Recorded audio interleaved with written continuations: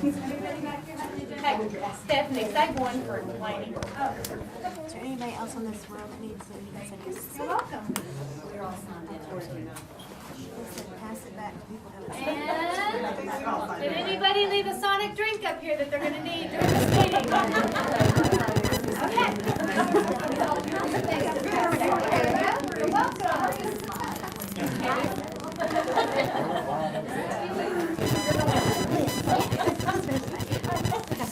I thought I was going to be able to sit down, but obviously to see everybody and to project, I'll kneel.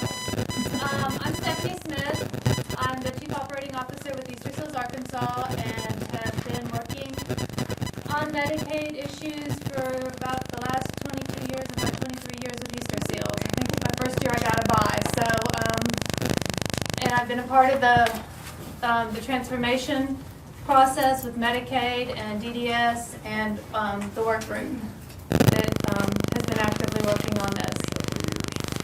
So kind of what we're going to do today is I'm going to go through like the first two agenda items, and then I'm going to turn it over to Janie Sexton. But just for some housekeeping things, if everybody can have their cell phones turned off, or act like we're at the movie theater, be a little respectful of each other. This is not a DHS meeting. I want to make that very clear. This is a group of therapists, and we're coming together to work on the issues affecting the future of Medicaid in the state, and particularly finding ways to meet the savings target that the governor has put out there. It's been out there for a while, and we have been charged with finding ways to generate our own savings. Otherwise, we will be looking at managed care, which we will not have very much control over, if any at all. So, Janie's going to pass these out. What we'd like to do first is just give you a copy of all of the documents that this work group has initiated. So the first one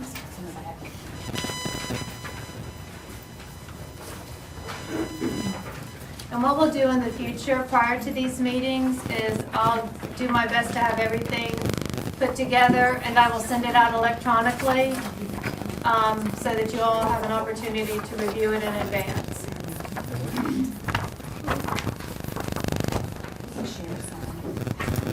And we are on Skype. Lainey set that up for us, and other therapists and interested parties can participate from around the state.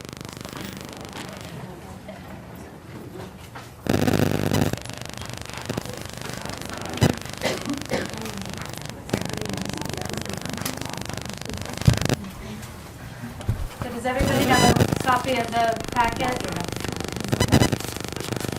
And I only made 60 copies. There are actually like 80 chairs in here, and they're almost all full, so you may have to share. There's a few more pieces back there. I got 2 left. Does anybody need any more? I probably already have that information. Okay. Okay. Who else needs one? Anybody else need more?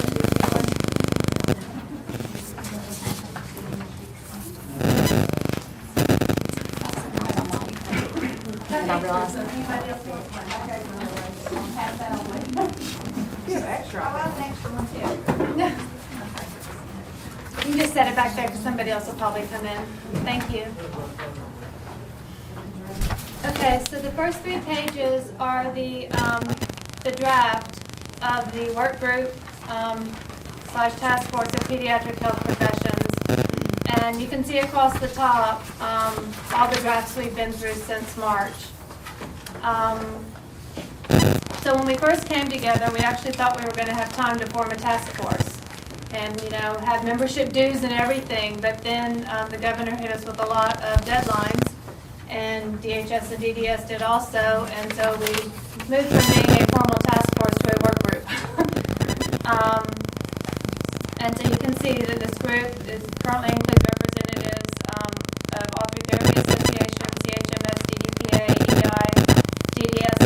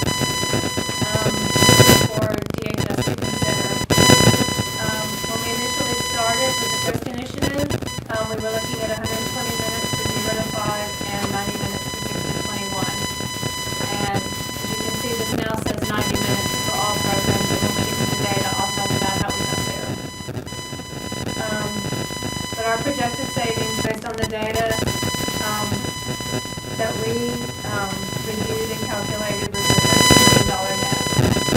The second was the independent assessment.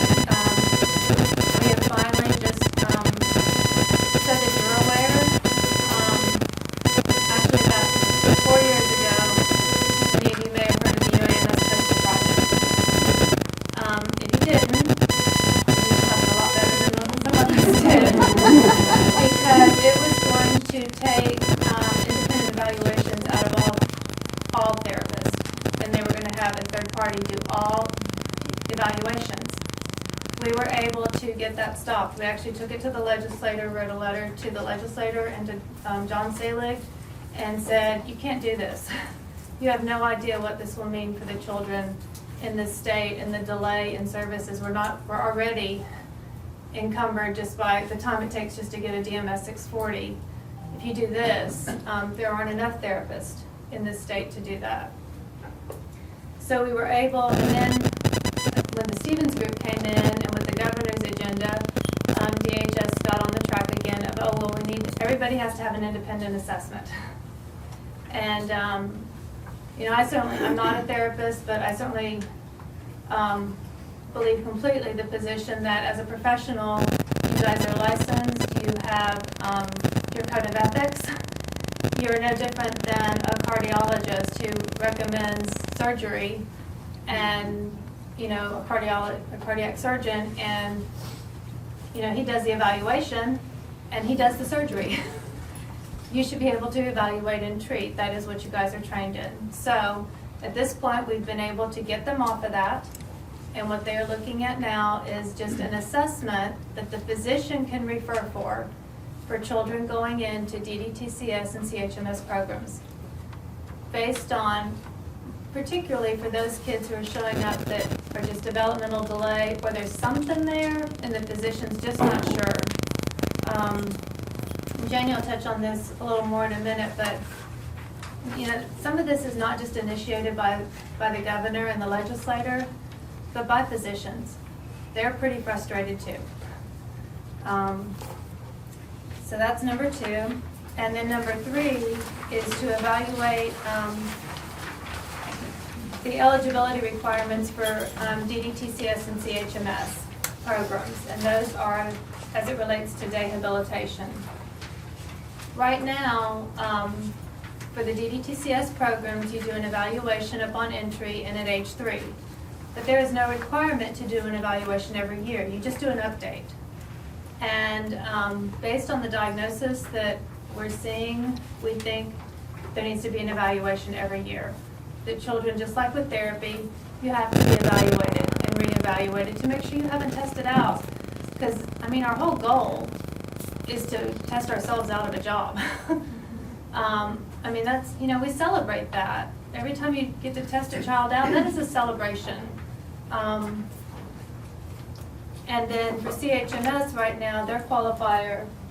Excuse the interruption, Theresa wanted me to let you know, a white Jeep, license plate 483TXM, your back hatch is open. That's anybody in here. Any white Jeeps? Okay, thank you. All right, thanks. So right now, for CHMS, you qualify for CHMS if you qualify for 2 therapies. And because, so what we've proposed is to look at coming up with some sort of qualification for the day hat piece that would be the same for both programs. And the projected savings is $5.5 million based on at least 5% of the children testing out. And then the last recommendation was, I'm sure you all have heard of the home and community-based waiting list, would be that at least 50% of these savings go back into the population we serve and help out that waiting list to get people the services that they need in the community, particularly our children and adults. You know, I think most of us serve the 0 to 5 population. It's just when they graduate out and get into school and there aren't the support services out in the community. So that was the recommendation of the group. I'm not going to go through phase 2 if you guys will just read those, but those are the other things that this group thinks is very important that we need to work on it, after we get through this phase of the, of generating our savings. Okay, the next thing is, does anybody have just, I'll open up for questions for just a few minutes. We've got a lot to do. No questions? Are you sure? Okay. We'll go ahead and do data.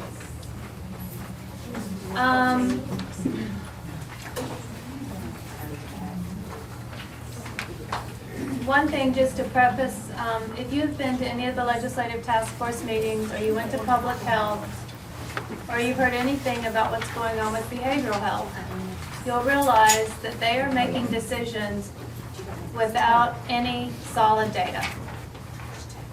So what we have, when we first made the recommendation for the therapy threshold and to do a PA process, we requested the data for 2015 paid expenditures, and we requested it by de-identified recipient across all four state categories of service. So if you hear them call state category of service, what they're talking about is DDTCS is one, CHMS is one, your standalone OTPT and speech is one, and then you've got school-based.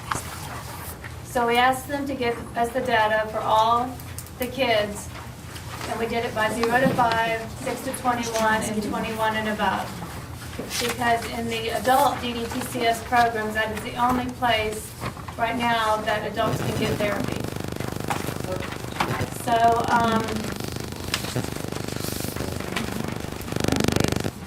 so we got the data,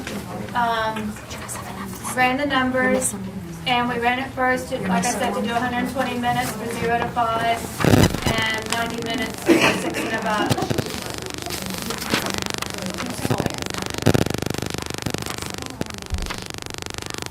Do we not have enough?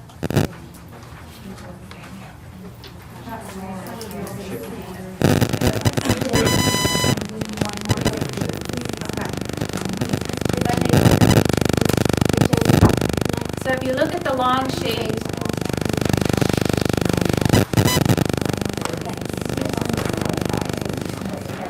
if you look at this sheet here,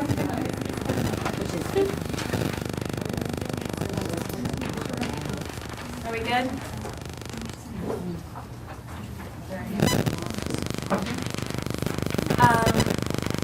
This is the sheet that we did, that our work group did.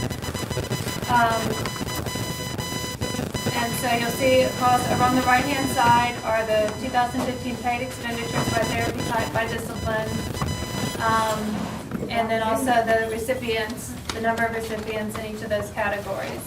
And over to the left are the projected savings. And again, this was a global kind of big picture projection, just to kind of get a number and see, okay, is this an area where there could be savings? With the whole idea that Medicaid would vet the number, because they have the ability to go in and refine the data and look at it. So it was, because everything was broken down in by age category, we were able to, and by discipline, to go in and say, okay, it's 75% utilization in 52 weeks, anything above 234 units could potentially be what we consider anything above 90 minutes. Again, this is a big picture look. And so with that, the savings projection came in at 16.5 million. And then we knew that there would be a good portion that would not, that would be PA'd.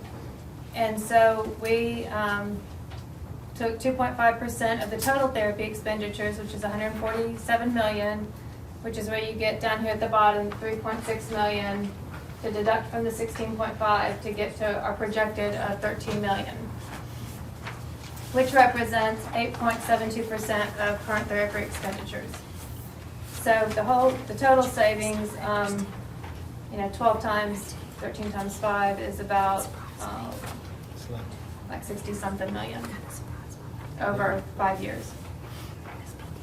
So if you go to this next page, this is what Medicaid did. But this, you'll see this doesn't equal 56 million.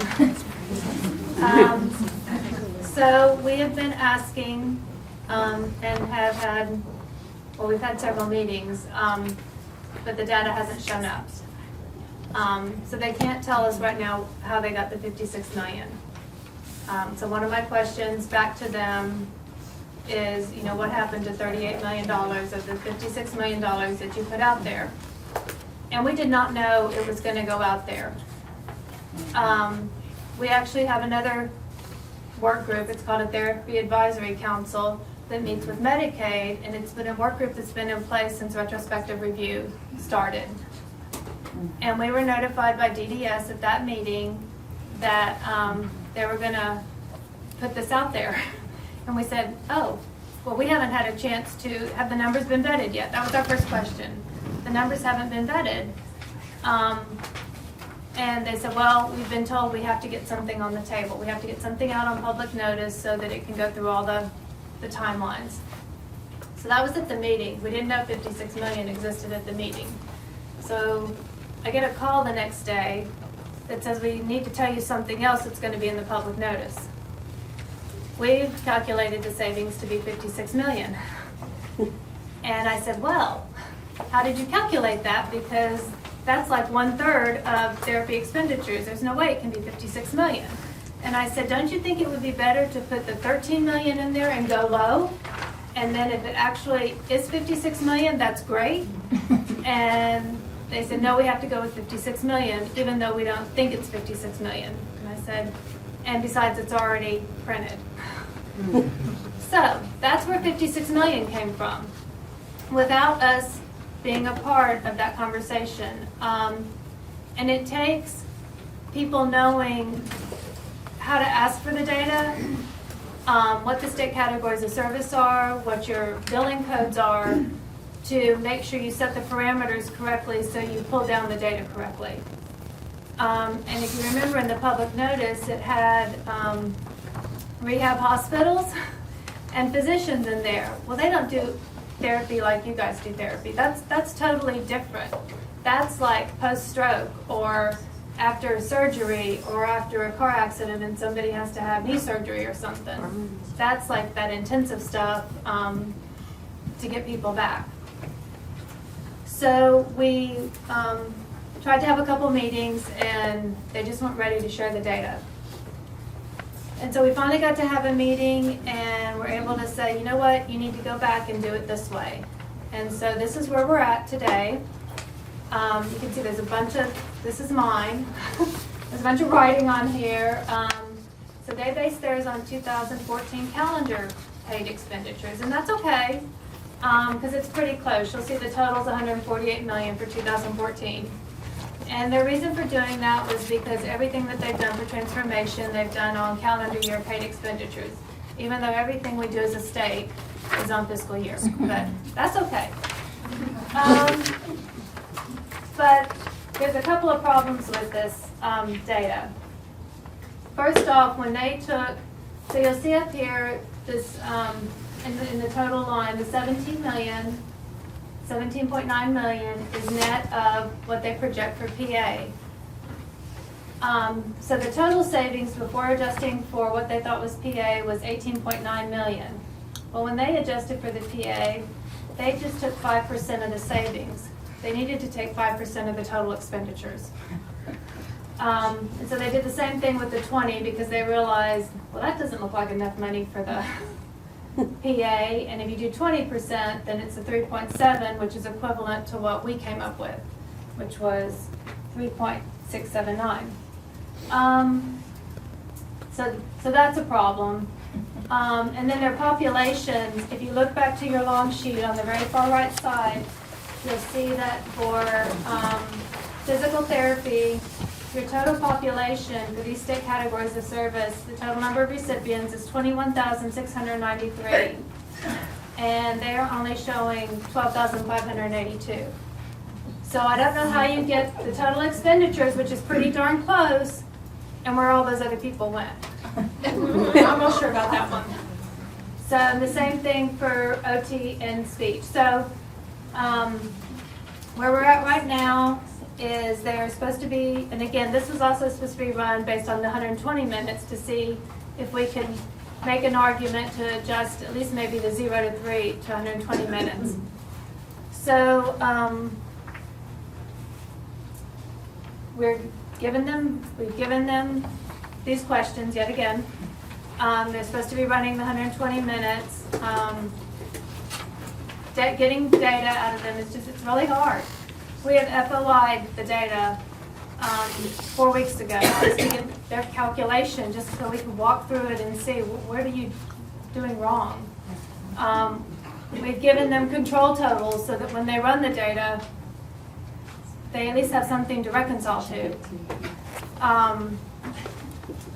Because if you don't have the savings, it's real hard to go to the legislator, and I don't understand, and this is where you guys can help, to say to the legislator, where are the numbers? You know, if you can't justify it with the numbers, don't bring forth a recommendation. But unfortunately, that's, for whatever reason, that's not how our legislator's working right now. So, does anybody have any questions on the numbers? Yes. I'm wondering if you know, I've heard people say this, I don't know if it's true or not, but does therapy actually represent 2% of the entire Medicaid budget? Is that Yes. a true fact? Mm-hmm. And are we expected to carry 10% of the cuts? As far as of the 56 million, are we expected to Well, actually carry way more than our percentage of what we really represent? The most I don't vulnerable know. populations in the state are expected to carry More. the $800 million in cuts primarily, Mhm. which is your people with disabilities, your mental health population, and your aging population. And I can't tell you, I can say one thing, what they're saying, I'm not saying I agree, I'm just, what they're saying is they already have implemented the patient-centered medical homes, which takes care of everybody else. Can you clarify who they is? Legislators or the public health committee? Medicaid Or the Medicaid? and Stevens Group and what the Stevens Group and Medicaid is saying is that they put forth the patient-centered medical home back when we did provider transformation. And that the patient-centered medical home, they reported that at the task force meetings, has had a lot of savings.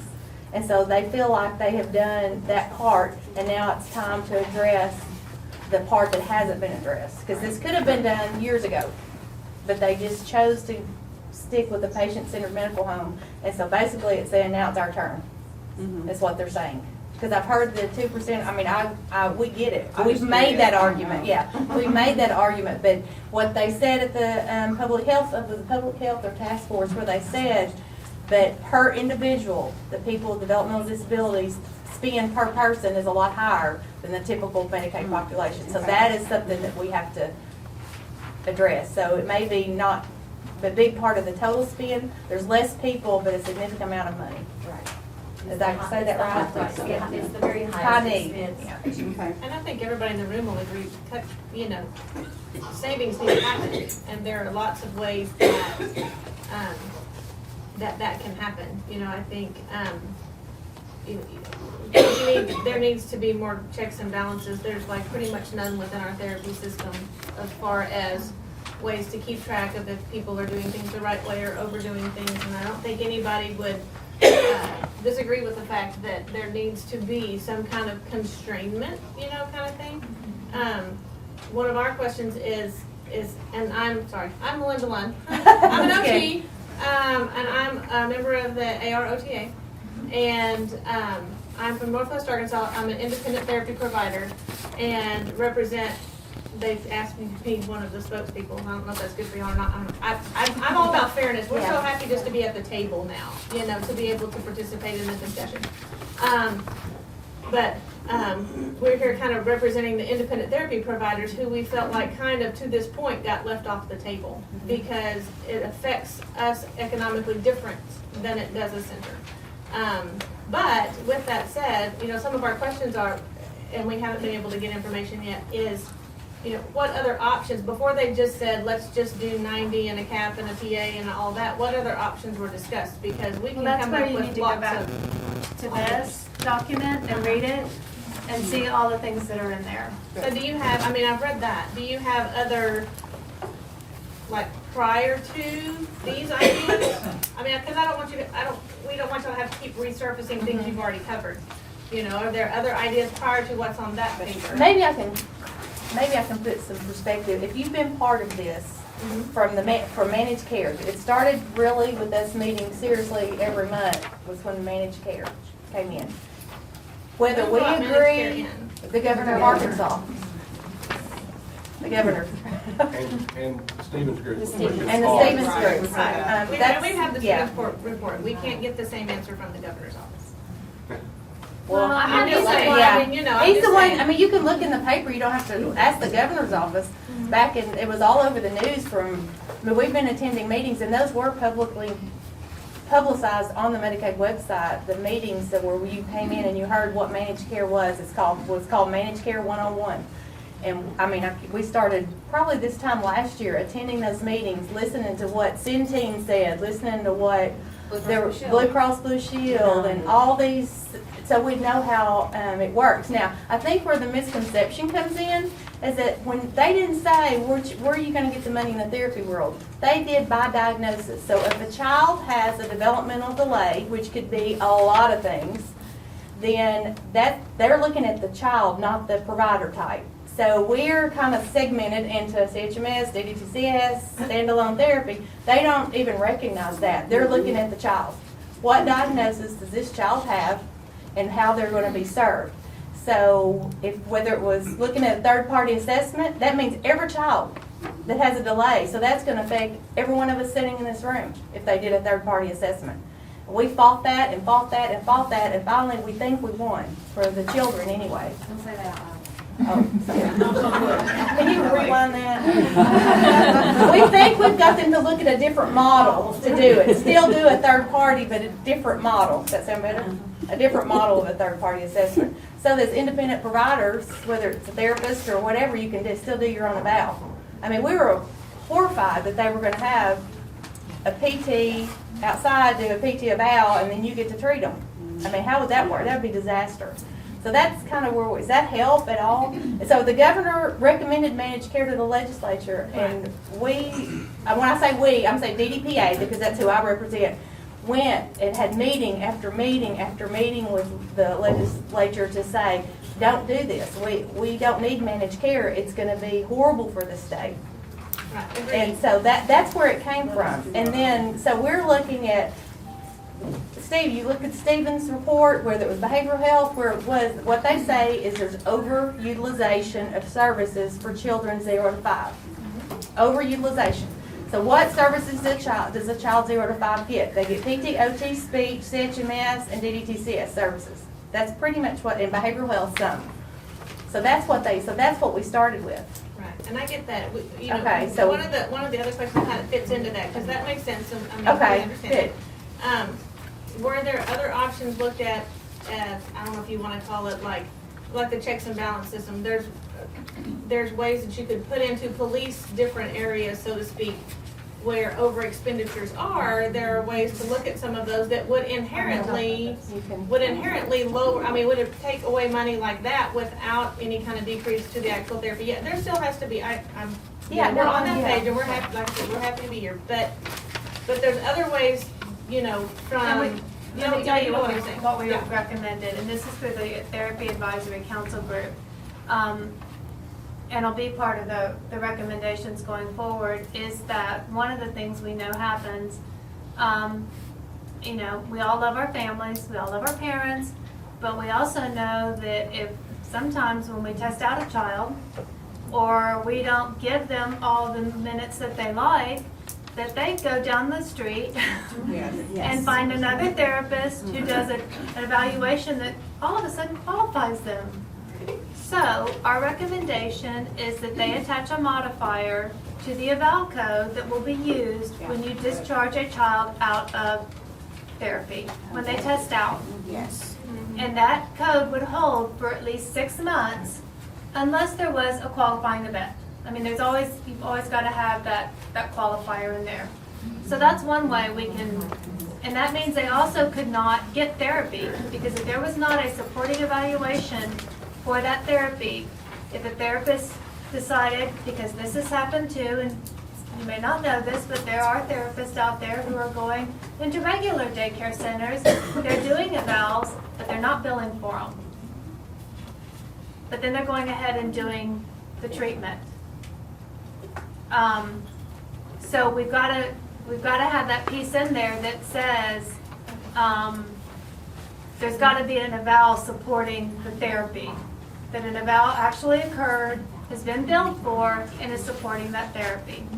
The other recommendation we're making is with the retrospective review. Right now, if a therapist, if it is determined not to be medically necessary, the only part they recoup is the part that was under review for the quarter. So that could be the last 3 months of a 12-month DMS 640. They need to go back and recoup all of that. All of those services. The whole eval period. The whole eval period. All of those services were deemed not medically necessary. Now, every one of us has that opportunity to appeal a retrospective review. We have our 35 days to respond, to try and get it through. So this is only for those that, once you've gone through that appeal process, it is denied because of medical necessity, not because you forgot to date something but truly medical necessity, where it's gone through to the therapist and then to the physician. They need to recoup that entire period under the evaluation. So now, it's really hard at this point in time to say how much that would generate.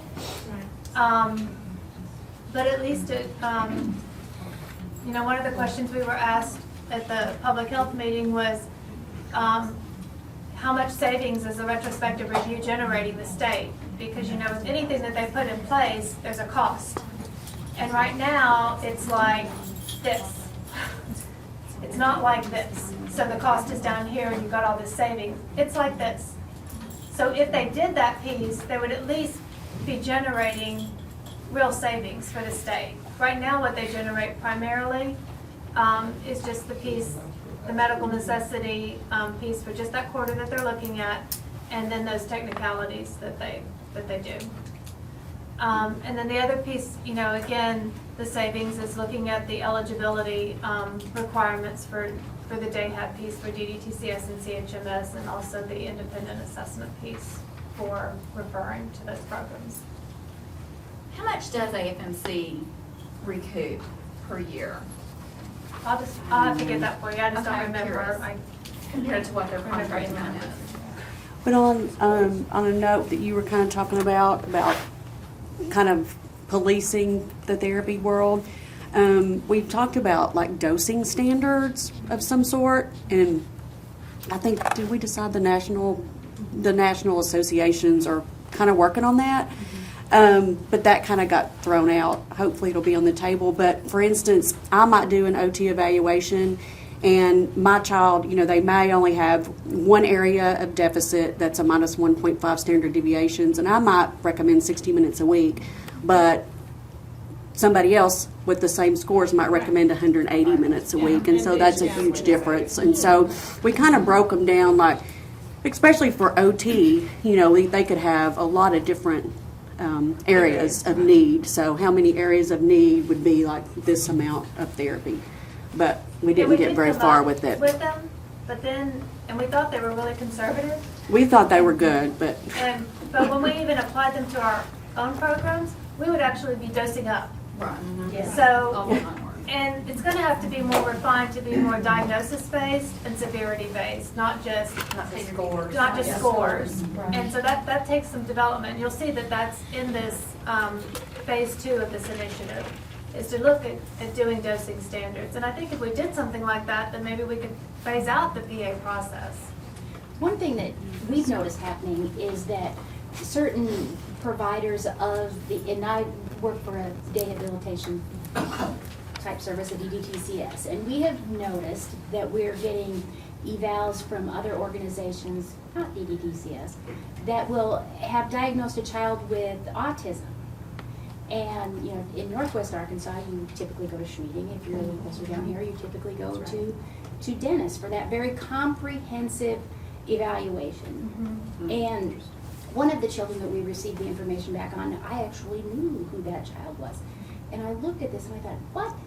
if you had all of this information, you might think differently. And they went one day, not for the whole thing like Schmeeding does, but for this, and come out with the diagnosis, which seems a little bit like they're preparing for this, so that we would have a diagnosis that Well, will enable us to you know, work the system. As therapists, you cannot diagnose. So it Right. has to be the So- physician. Right, they bring in a psychologist for the day, and typically from Schmeeding or Dennis, we would get something for our speech therapist to sign off on, yes, I concur with this diagnosis, not there. And this is happening. And the folks that are doing the right thing are caught up in Yeah. the net. So that's how our conversation started. Can't we just go after the people that are, can't we do that? right, And our yeah. response Yeah. is, we don't know how to do that. Right. Retrospective review is not picking up that, because some of these therapists that are doing this have really good clinical skills to write that report. And so it just doesn't match up. So if we don't have a lot of more questions, I think, can we go ahead and go to the PA? Because what our hope is that we can make this PA process so concise and so fluid that we're gonna be able to get those PAs back. And yes, I know it's gonna be another paperwork something, but we're hoping it's gonna be very minimal. And that only those kids that are getting high recommendations will be the ones that will really be scrutinized. And the rest, it is just a record keeping thing too, because if you recommended 120 minutes a week and got the PA, that's all you should be billing for too.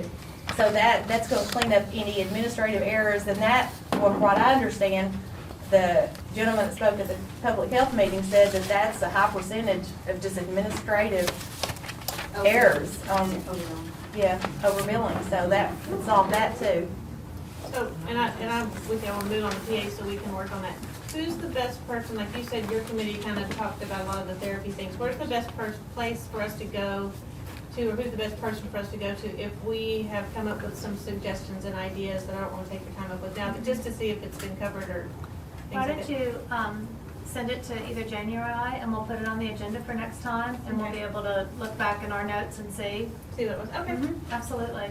Yes, ma'am. Before we leave the data, Okay. since there's such a discrepancy between these, what's the possibility that they will go ahead and look at? I feel like the data that the therapist compiled was much more accurate than this one. So do we. If they would go ahead and adapt or take on this data that the therapist came up with. They've got to vet it. It's got to tie back to their numbers, which, Okay. you know, the basis of these numbers is all Medicaid data. I mean, but they have to run it through their system. I mean, I think the fact that we're, Do that? do what? Are they gonna be willing to run it? They are, They are? Okay. I mean, the problem, they're willing, it's just, they are backlogged with all the data requests from behavioral health, from us, from aging, trying to get the data to support the recommendations from the Stevens group. You know, and now they're down a person, because of Mr. Story's illness. Well, what if any one of these three entities, the aging, the mental health, and DDS, don't do a good job with their data? Would the governor bring in managed care because this group didn't do a good job? 'Cause that's I mean, I scary. think that's a big unknown. That's why we're here. We're trying to do our But part. is mental health doing as good a job work looking at their data? Oh, I think yes. Beth Yeah. can talk about Yes, we are. Yes. But you know what I will say. Hey, I'm Beth Skinty, Kids for the Future in East Arkansas. I'm RSPMI and CHMS. I'm not a therapist. What I will say with behavioral health, for better or worse, data doesn't matter. So what happened with our group therapy is they just decided at 100 units a year for group therapy, period. I mean, now you can request an extension of benefits, but they just did it arbitrarily. There was no data. And it actually came from OMIG, which is a little more terrifying, being looking for waste, fraud, and abuse, not a policymaker, which would be DBHS. So, they also changed our PA process from 6 months PAs to 90 days. They gave us 3 days, maybe 5 days to adapt to it. So I don't say that for it definitely could be worse, but I also think that I just want to throw out there that data's great, and Stephanie's probably one of the best statisticians that I've ever seen. Well, data analyst, how about that? She's a data grabber. Yeah, but it doesn't always matter. Is kind of what I want to say. So. Sorry, doom and gloom. But yes, behavioral health is doing a phenomenal job, and we've spent the last. Because of a testimony in February at the task force meeting, in February, there was incorrect data presented, just like this. And we've spent the last, how many months is that, 8? Trying to clarify. It doesn't matter. It just doesn't matter. Facts don't matter. And it's crazy. It's crazy. But You're on camera, don't forget. yeah. that's the climate that we're dealing with. And it's a little terrifying. Okay, we're going to go ahead and move on because we really want to get something accomplished today. But since you brought it up, I'm just going to say real quickly, the intent of this group that's been meeting was never to leave anybody out. Now, just because we didn't have the intent doesn't mean it didn't happen. So, I think we're willing to take ownership, but you've got to understand nobody invited us either. It was just we saw this in the paper and we started asking questions, and all of a sudden they said, "Where's your proposal?" And we're like, "We don't have a proposal. Who can meet today?" And it was that kind of, it was not this formal process that DHS said, "Come put this together for us." It was not formal. It was very informal and trying to Beat managed care. beat managed care. That's our goal, and this is what brought all of us together, and we're glad y'all are here. Seriously, more brains is gonna, the more we stick together, the more we're gonna get accomplished. And what they told us is that you can't say no. You can't just say no to managed care. You gotta say no to managed care, but we want this instead. It's just saying no and we don't want anything. They said you might as well not even talk to us because we're not listening. So I think that's what we've got to get to, is what can we agree on. And I think the folks that started out the first few meetings, it was a debate. And I want to take a little bit up for the Therapy Association people. They fought hard, and we had to negotiate. Every month we were meeting and we negotiated this number and this number until we finally said, you know what, this is a perception. We can at least all agree on this, and let's go forward. So that's kind of what I wanted to say. One of the things too, that there were worse things that were floated out there. Some of them never got traction. TSG, the Stevens group, had a discussion one day in the hearing about opening the consent decree. Now, here it's always kind of been like, oh, you can't touch that. They were like, no, that'd be easy and we can show you how to do it. Our state people got up there and said, we'd rather go after utilization rather than hit everybody with rates. Does everybody know what we're talking about when we say the consent decree? Rate cut. Back in the 1990s, OTPT and speech associations came together as a trial alliance due to some major things that were going on with rate cuts, due to some providers in the local area that were not necessarily on the up and up. And so the associations actually sued Medicaid and won. And so that's why our rate is tied to a consent decree. And so it's a legal, it has to be opened up by the judge, and all 3 associations have to come together and agree to have that opened up.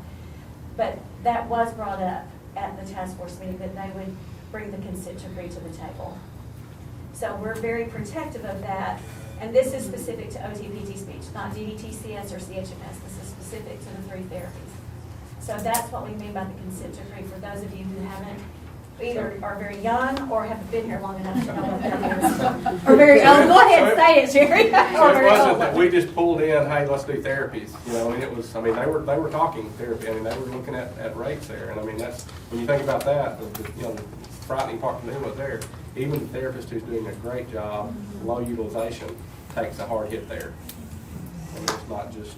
And can I say real quickly too, the people who were involved with that consent decree back in the day are also many of the same people who were involved with fighting to get a rate increase in 2008, which we got, and are the same people who are working on behalf of the associations now. So these people have been a lot of the same people from the beginning working on behalf of our recipients as paramount, but also on behalf of the professions, trying to stabilize and hopefully keep them viable. And so I just want to make sure everyone realizes the wisdom and the history on many in this group. Okay, so, what's it? So we want to go to the PA process and talk about the qualifications and the credentials of the reviewers. Most of you know for extension of benefits, it's going to be a nurse. That's who's going to review them. The people that have been attending these meetings that we don't really want a nurse looking at their stuff. So let's just start a list. Y'all could just raise your hand or just shout out things and Stephanie's going to write it down. Yeah, it needs to be a therapist, they need to have at least like 5 years experience. Yeah. Pediatric. Yes. Pediatric. 5 years pediatric. It doesn't need to just be a therapist, it can be a therapist for that discipline. Adequate, so For that discipline. therapist for that business, Respected yes, therapist. yes, yes. And an adequate number of I think they really therapists. ought to have 10 years of experience. If they're gonna be reviewing, 5 years is not a whole lot. Put 5 to 10. That's true, I agree. 7 to 10. 7 to 10? That's good. The more the merrier. 7 to 10? Yeah. 5 to 10? Ask for more, they'll probably drop it down. Okay, we'll just go 5, 10. Yeah, let's do so two. start high. 3 on 7, how about that? So our agreeing point is 7. There we go. And you've got to have enough, Yes, an adequate workforce. To meet the time. I think specialists in specialized areas, so feeding therapists to review feeding issues. Good idea. Licensed therapist, that's very good. Not licensed PT, OT speech, just to be, not any licensed therapist, but a PT. I think, I mean, you're very right. You have to get very detailed because if it gets left out of the contract or the RFP when they go, we open ourselves up for lots. So it's Because there's very massage important that it therapists gives us details. Okay, so under the licensure piece for the speech, I'm gonna speak up, they have to hold their Cs. Yes. Well, with 10 years of experience, you will have your Well, apparently that's not always the case. Well, Past president's You got a can be story. licensed without your Cs. You're right. That's You can, if you want the story, you can come see me. I'd like to see them at least in practice and not just being instructors or. Clinical experience, yeah. Clinical. Is that what clinical? You can put that in Clinical experience, experience, yeah. 10 years. Yeah, that falls under the 10 years, that, yeah, that's a. Not just 10 years, but So how clinical. much clinical experience do they need? Because that's different than being 10 years. I think they ought to be 7 to 10 years. If they're gonna make decisions on people that are gonna be kicked out and eliminated. So what if I just do pediatric clinical experience? They had 5 years clinical experience, then they had 5 to 10 years that they were program directors and also practiced somewhat. Is it gonna be full-time clinical experience? Because like myself now, for example, I mean, I do evaluations and some treatment, but I'm not treating full-time. So there are gonna be some requirements for, you got 7 to 10 years pediatric experience, but you've got 5 years clinical experience, the remaining I mean, that's a good point. I don't know. This is how, I mean, just so the ones that haven't been here, this is how we do this. With what about this? What about that? What, I mean, there's no right or wrong. We get that. We get the list and then we Yes. say, what do we We all do get agree that on? Percentage to it, say that 50 to 75% has to be clinical. Well, because a lot of times your educators are gonna bring in a lot of your evidence-based practice that some of Right. your practicing clinicians may not have. Right. So they're gonna have a lot of access to a lot of that. So while they might not have full-time clinical experience or clinical practice, they're gonna have a lot of background to the evidence and the additional resource that. So if we do clinical experience, 50 to 75% of their time, I mean, of their years, clinical experience, of their years. Of years. I mean, I think from an instructor level, as long as they were still supervising students in the clinic, that would still count as clinical supervision. Sure. I know a lot of instructors that have not spent a good amount of time, and I wouldn't want them making clinical decisions for them. But for another point, that some people have experience and they're not using evidence-based practice, they're doing non-evidence-based practice for 15 years. Yeah. Okay, Okay, so you're right, and I'm just Just gonna, because they're not practicing for 10 years, doesn't mean that they are a better therapist. I mean, I think that's a little bit naive. Sorry. So what are we wanting to adjust here? what do you think? I'm just saying that the experience is not equivalent to best practice. And I just want to, I want to make that point. That's true. That you can have some fairly inexperienced clinicians who are doing evidence-based practice. And I can meet a 25-year experienced clinician who is doing stuff that is not evidence-based. That's true that.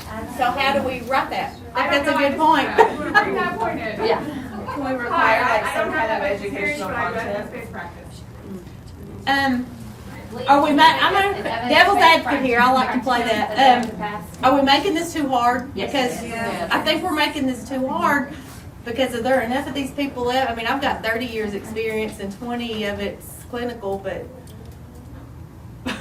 I mean, you know, I don't think there's even much people here by age here. Yeah, Maybe Susie back there, Julia. Susie. Beth. Okay, everybody say 15 years or more experience in clinical, stand up. But none of you can go work for this contract.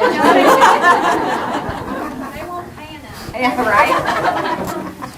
Man, I think in general we could make it, Wow, that's pretty good. without making all the caveats of it, just say generally, I mean, the point is an experienced therapist.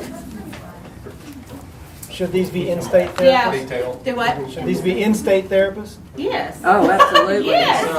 Oh, licensed in the state of That's a Arkansas. good point. Well, licensed in the state of Arkansas. That's a good point. Yeah, state license. Additionally, sometimes when you're, maybe not even instructor, when you're a supervisor, you read a lot of reports. And you know good Yeah, that's true. evaluations when you see good evaluations.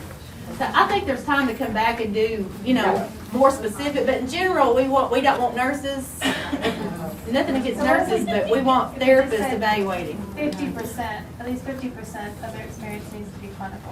Yeah. Yeah. So that they've at least been out there. Okay, does anybody have anything else you want to add that's just it's gotta be up there? Okay, so how about the timeline turnaround?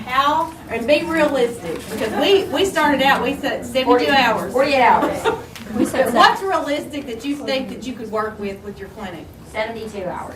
Yeah, Okay. I say no more than 72. I think that's a good time. They seem to open to the 72 hours, so I'm just spamming in the back. Question about this. So, July 1, this all goes into effect. They're gonna get thousands that they're gonna have to do in 72 hours. Is there a way we can, at the beginning of June, go ahead and submit for July 1?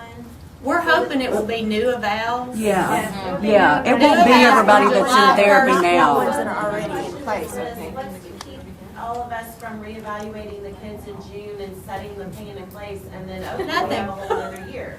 And I'm just saying, you've got people out there that are overutilizing.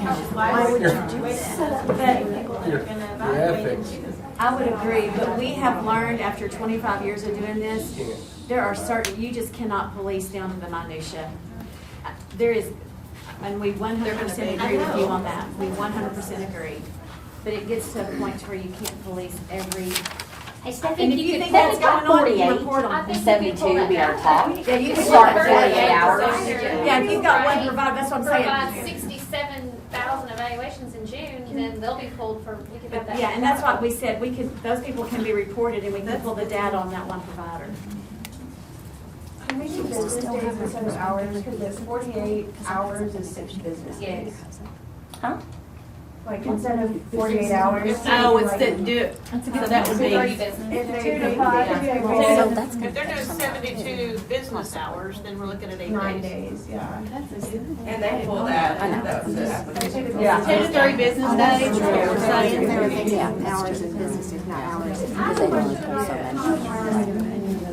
people have mentioned, just in all the groups of everything, a concern that, you know, we're waiting 2 weeks weeks to get a script back from a doctor, you know, some physicians, doctors. Or will longer. get 2 weeks, you know, we gotta start arguing after 3 weeks. So I don't know what benefit it's gonna be to kind of try to rush those through versus make sure that we have a good thorough review period. It's not necessarily my primary concern, but I heard several people voice it, and I kind of understand the thought process being, we're not gonna be able to turn around from the day we finish the eval, to whip around and start doing treatment in 2 to 3 days. Do we wanna make sure we have a good thorough review timeline, or? The one thing, I mean, so, you know, a child's eval or therapy is fixing to expire, you do their eval, hopefully you do it about 30 days out, so that you have time to, you're still able to treat, get that prescription in place, and be able to pick up. So, I mean, you're gonna have the timeline, it just, that piece is no different, waiting on the prescription. Now, one thing we can try and do is put in some requirements, to get the DMS 640 turned around, put some time requirements on that. And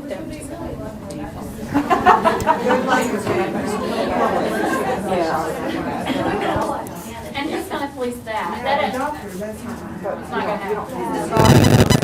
Well, it's the PCMH clinic. Yes, The will. Yeah, they will. We can get it in the PCMH manual, if they are one. So would you want to say 5 business days for the physician? Sure. Or 10? What do you want? Start with 5. You need to say 10. You're gonna get a backlash. Just say 10. That would make the physicians mad. You're gonna make remember. them mad. It's all gonna make them mad. I think Children's has 30, right? Oh, that doesn't happen. Yeah, they have 30, but they don't hardly get that But the done. PCMH clinics are getting paid per member per month to spend more time to put these, get these evaluations written. They're getting paid to do this. So we're gonna send the DMS 640 in with the PA, right? Yes. That way, you Because I know can that was- continue to start therapy, which is critical. Well, so we're gonna leave the DDTCS facilities then, if we're going to put an implementation in for CHMS and not for DDTCS. What do you mean? Well, I guess I thought you were. That says PCMA. PCMH, that's Patient Centered Medical Home. Okay. 17, not 16. 7117. Oh, on your date? 17. Sorry. So do y'all understand that? If evaluations expire, then you would submit. So that it kind of rolls it out also for, So you're saying we need to submit the DMX 640 along with the paperwork to get the PA. the PA, and then it goes to the doctor? No, the DMS 640 goes to your physician, so you have to have a signed prescription to go in with your evaluation when you submit it to the PA. Otherwise. So you're gonna ask the doctor first, I want this 120 minutes instead of 90? Just like you do today. Okay. So that way you've got that prescription and you can go ahead and start your 90. That child's not going without services. Okay, all right. That Does makes everybody sense. know what I a wasn't sure. PCMH clinic is? Do you guys know what that is? Now, go ahead and explain it, Bev. I mean, these are the patient medical family homes that they're creating throughout the state, and physician clinics are like, they're kind of being banded to different groups. Like Baptist Clinic will have one that's set for themselves. Children's and UAMS have clinics that are designed for these purposes. And then other private clinics are in different groups, and those clinics are varying across the state. St. Vincent's has them too. So in these clinics, they are getting these referrals, and what they are doing is they are binding themselves together to actually offer the services of primary care, referral services that could be like social work or what those type of services, case management that they're doing through probably their nursing staff, and their nursing care and any other services that clinic is providing. So they are being set apart to begin to do managed care. So they are steps ahead of us on this. So this is being done through like the AMA and the AAFP and from the American Academy of Pediatrics, and they are binding together so that they can make best practice. That's the idea, is to do best practice.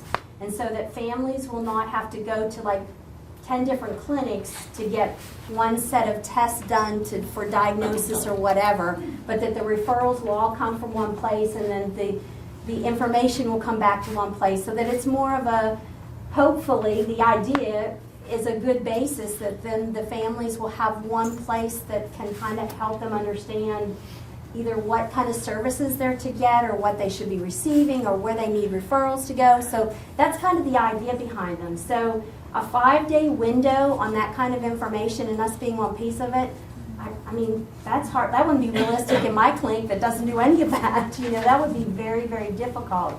So I think to give them something that's not even realistic is once again the same thing that we've been talking about. If we're going to give totally unrealistic expectations to them, then I think that we're not going to be recognized as good leaders in our field. So if we want to give them a realistic picture of what our expectations were, then we need to think about what kind of information are they receiving.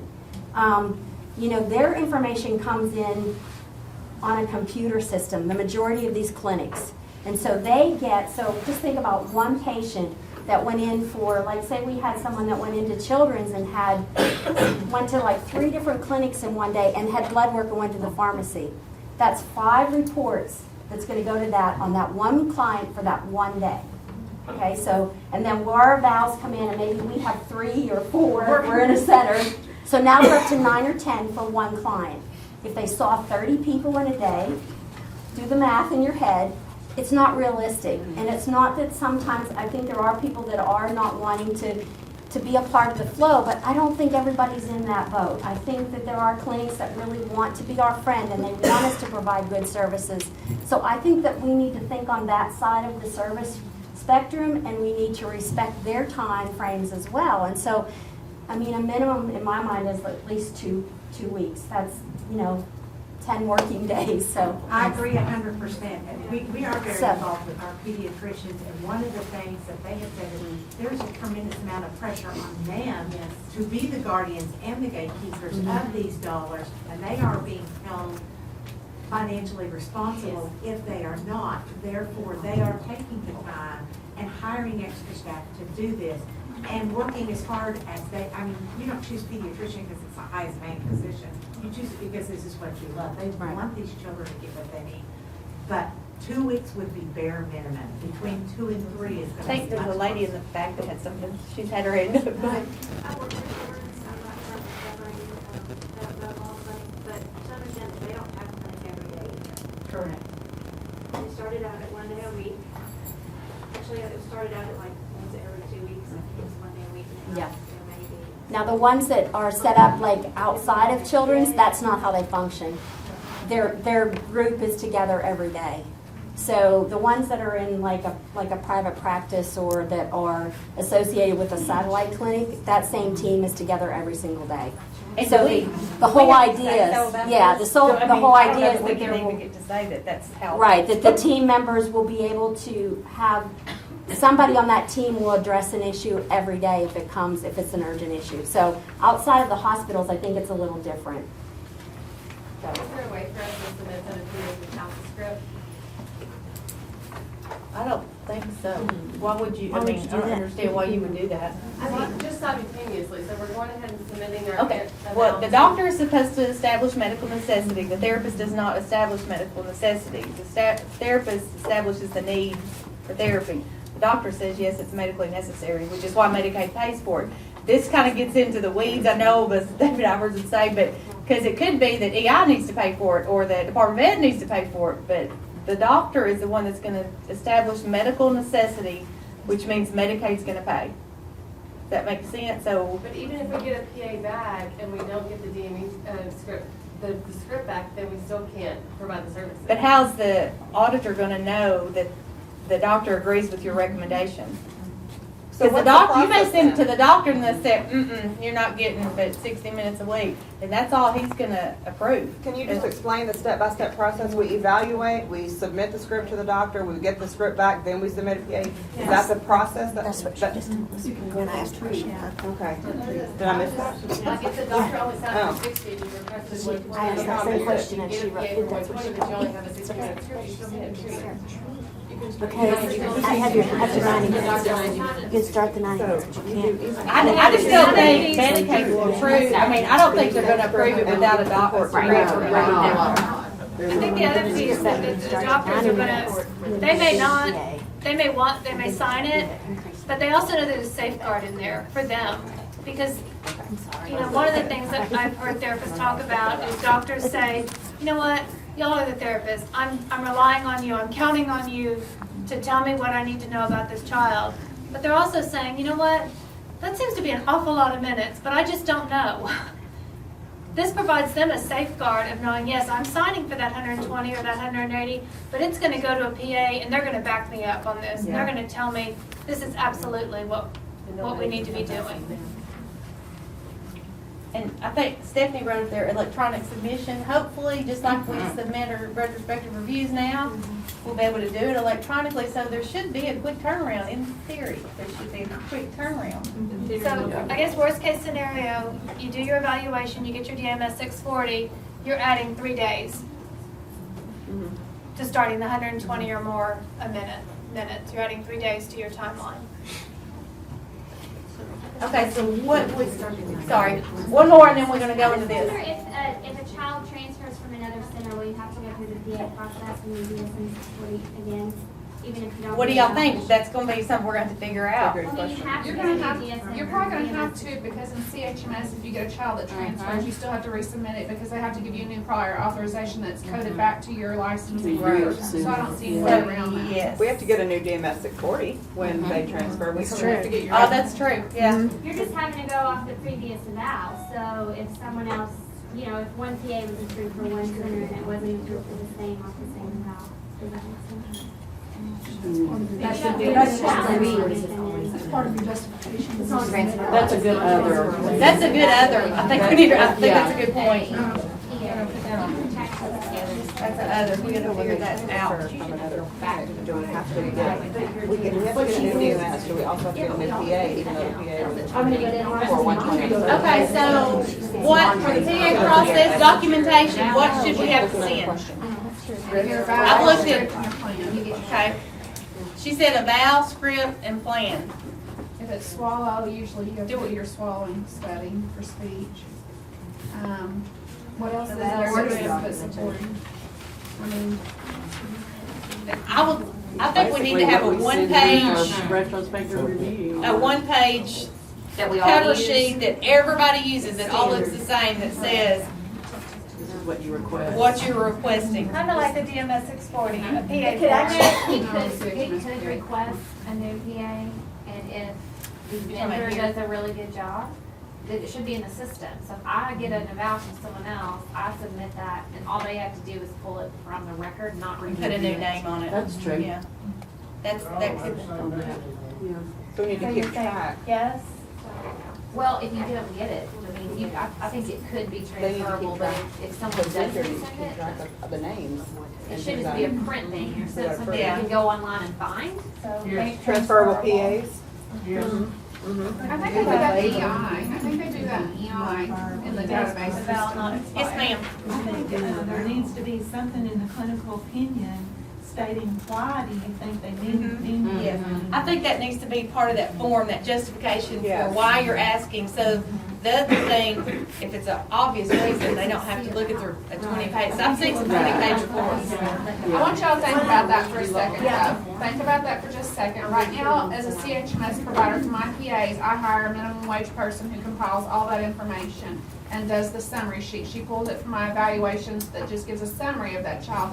That's gonna create more work on you if you've gotta write a summary as to why you're requesting. But I think you But it's have up to to write the a therapist. summary. I think you have to write a You summary. not just to my- refer not them to your to my office manager. recommendations and clinical justifications.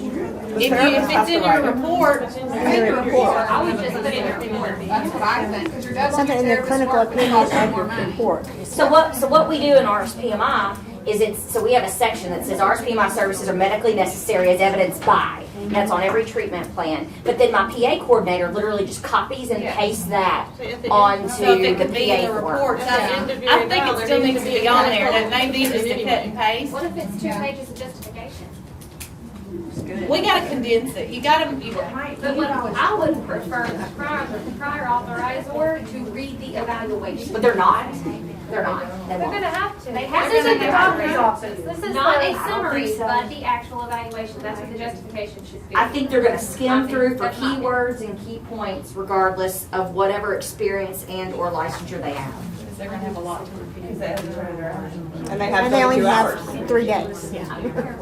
But Let's just leave it at PA form and we'll figure that Yeah. out if they even accept this. I just have a question about the PA process. So when you submit this up for PA, hoping that you get 120, and your work is reviewed by a therapist with this much experience, is the potential then there that not only do you not get 120, but, you know, your report or whatever is flagged that this doesn't even look like it should be 90?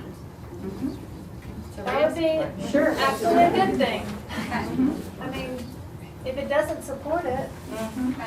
I'm Yes. just clarifying that it's not But there will that you're be- looking at 120, it's that you're looking at. one of Stephanie, a reconsideration period. I mean, you can do a reconsideration, which doesn't move to, that's not quite the appeal process yet. And then, so that would be, you'd have, I mean, that's gotta be pretty tight. So do you want to do the 35 days like we have for retrospective review? I mean, you've just lost a whole month of treatment, or should it be smaller? what, is this pre-appeal? Is this Yes. after This the is just first like denial? Yeah, this is after first denial. Stephanie, the only thing I would add about the PA form is I think it needs to be promulgated in numbers like Yes. all of the other Amen. Medicaid forms. That's awesome. Because if it's promulgated and numbered, it's an official, And they can't change it. they cannot change it without it going for. Everybody will have to use the same thing. It'll be the All right, somebody in the back.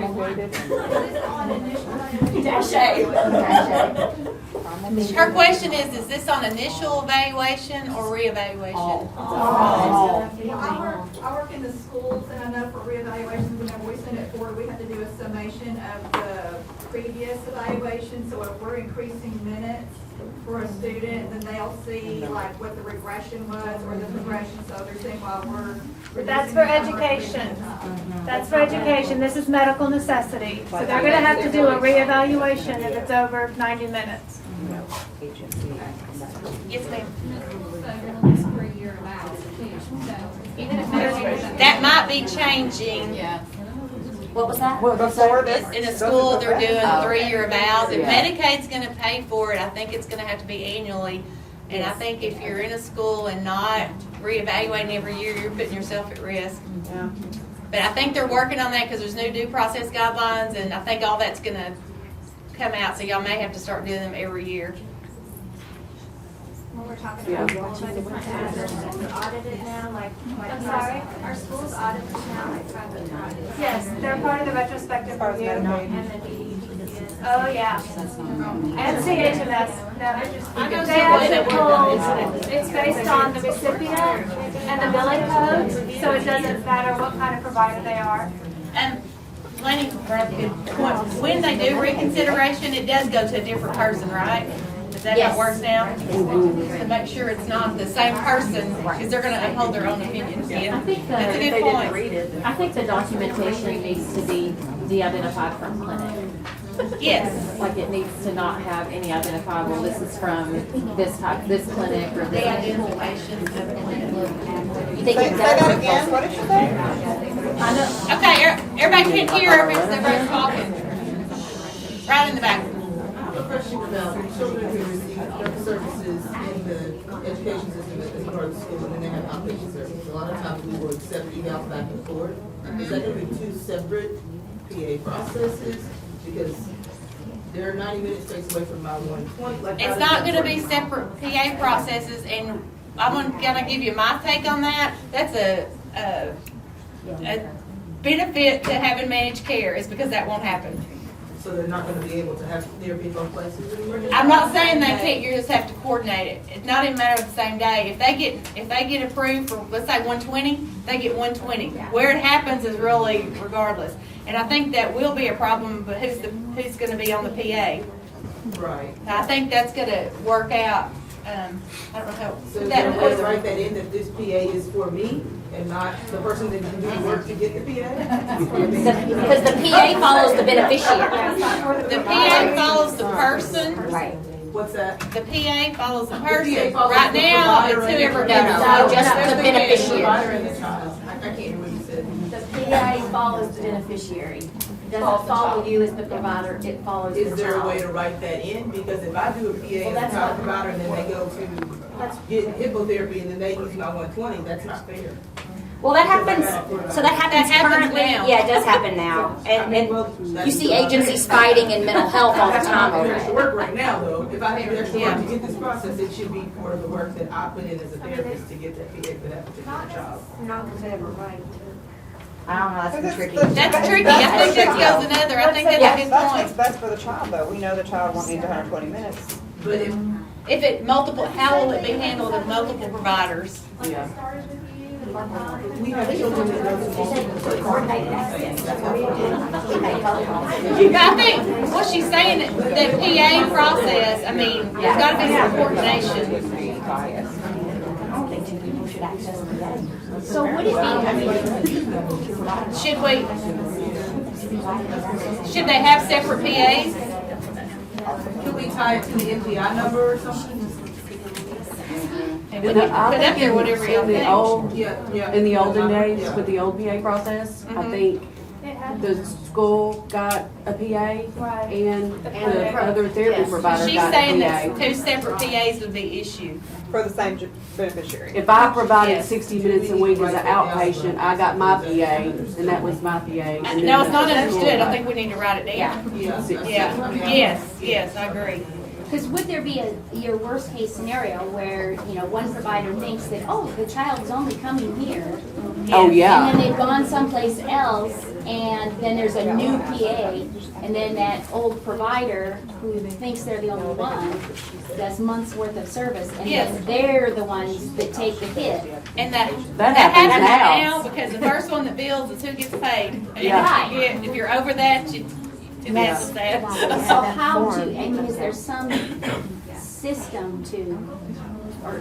Well, what could There would happen- be a system, but we don't have one now. What would want to happen is when it gets to the reviewer, it's going to go through this little electronic submission process. And then somebody's going to go in and do the de-identification process, get it to the reviewer. Then when it comes back out is when it would need to be assigned to the provider clinic or whatever that was doing it, the school or the clinic or the individual therapist, depending on how you bill. Don't y'all think that under the scenario that she just described though, that they're not looking at, I mean, they see the problem is the multiple services that somebody's getting. So if, like she said, you don't want somebody using 2 minutes.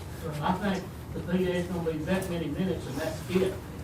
Just cut For out total. and going someplace But else. there are Unless the parent situations- wants to pay for it, I don't know. But like in speech therapy, because this was given to me as an example, you have a child right now that gets 180 minutes.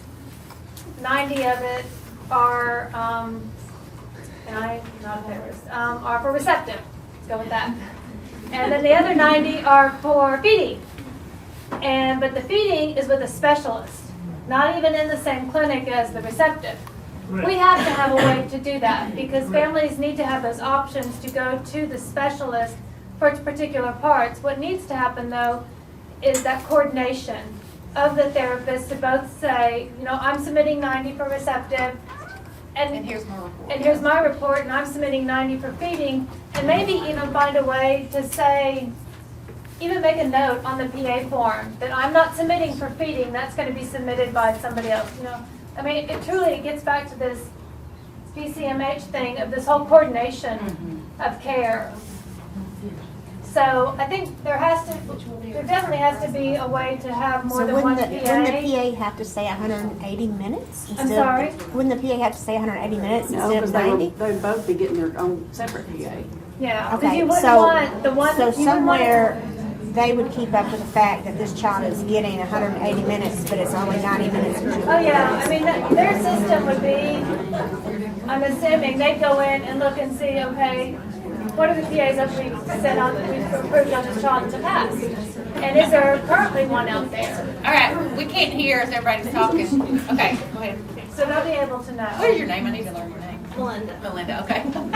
I've been in business for 20 years on my own and out of practice for 24, so I'm almost with you. Okay, good.